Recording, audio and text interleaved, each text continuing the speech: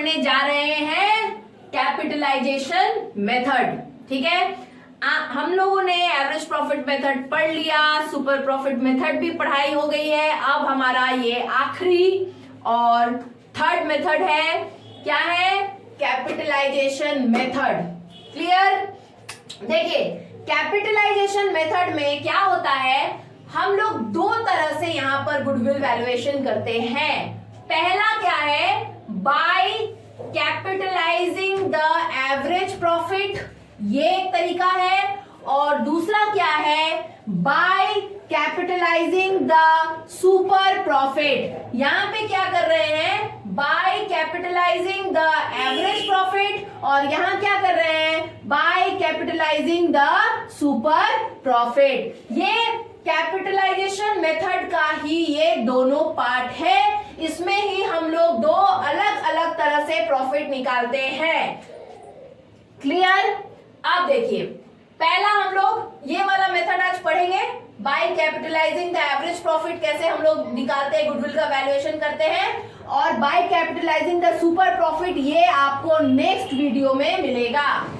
देखिए, इसका फॉर्मूला क्या है? By capitalising the average profit, इसका फॉर्मूला है कैपिटलाइज्ड वैल्यू ऑफ, नाम से समझ में आ रहा है, by capitalising the average profit. Average profit, तो इसका फॉर्मूला है capitalised value of average profit equals to average profit into 100 by normal rate of return. Clear? Again I am repeating the same thing, capitalized value of average profit equals to average profit into 100 by normal rate of return. Clear?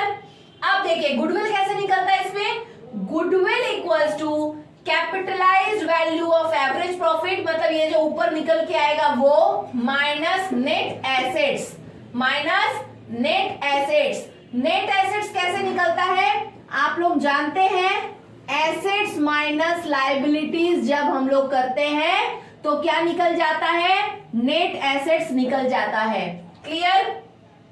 अभी देखिए, अभी आपके मन में आ रहा होगा कि ma'am capitalised value of average profit होता क्या है, ये क्वेश्चन आ रहा होगा आपके मन में कि capitalised value of average profit आखिर होता क्या है। क्लियर? इसका मतलब ये होता है कि हमको एक पर्टिकुलर एवरेज प्रॉफिट अर्न करने के लिए हमको कितना कैपिटल, उसके लिए कितने कैपिटल की जरूरत है। Capitalised value of average profit, मान लीजिए हमको अगर 1 लाख प्रॉफिट करना है, ठीक है, 1 लाख प्रॉफिट करना है, हमारा 1 लाख प्रॉफिट है, सॉरी हमारा 1 लाख प्रॉफिट है, अगर मान लीजिए हमारा रेट ऑफ रिटर्न है 10%, तो इस 1 लाख प्रॉफिट को कमाने के लिए हमें कितने कैपिटल इन्वेस्ट करने की जरूरत है।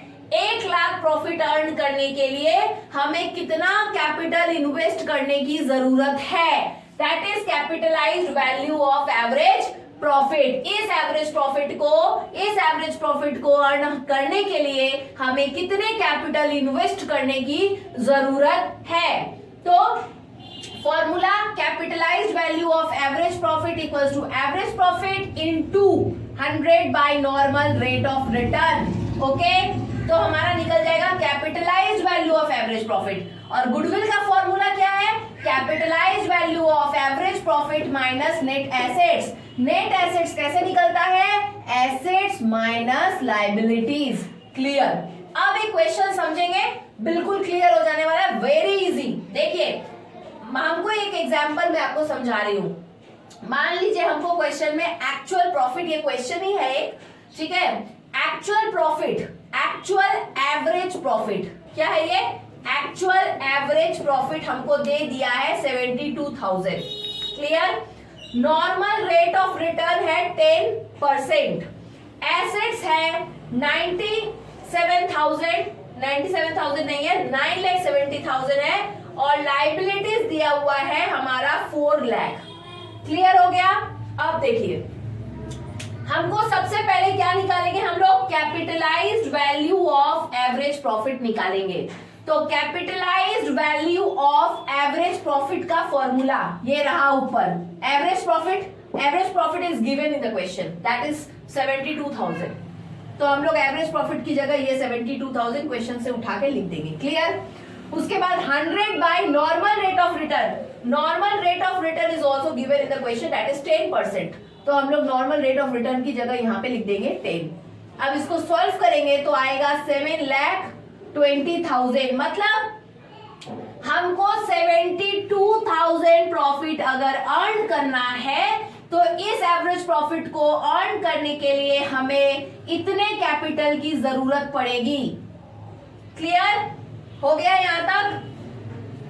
अब देखिए कैपिटल एम्प्लॉयड मतलब हमारा होता है, ये फॉर्मूला में है ना हमारा गुडविल का, goodwill equals to capitalised value of average profit जो हमने निकाला, capitalised value of average profit equals to average profit into 100 by normal rate of return. इस फॉर्मूला में डाल के हमको मिल गया capitalised value of average profit. Clear.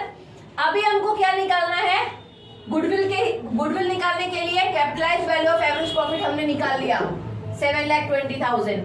अभी अपने को क्या चाहिए, अपने को चाहिए नेट एसेट्स। याद रखेंगे एक बात अच्छी तरीके से कि कैपिटल एम्प्लॉयड हम लोग इसको नेट एसेट्स भी बोल सकते हैं। क्लियर।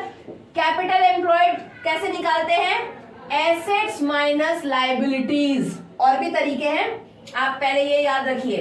कैपिटल एम्प्लॉयड मतलब ही हो गया नेट एसेट्स, इसका फॉर्मूला है एसेट्स माइनस लायबिलिटीज।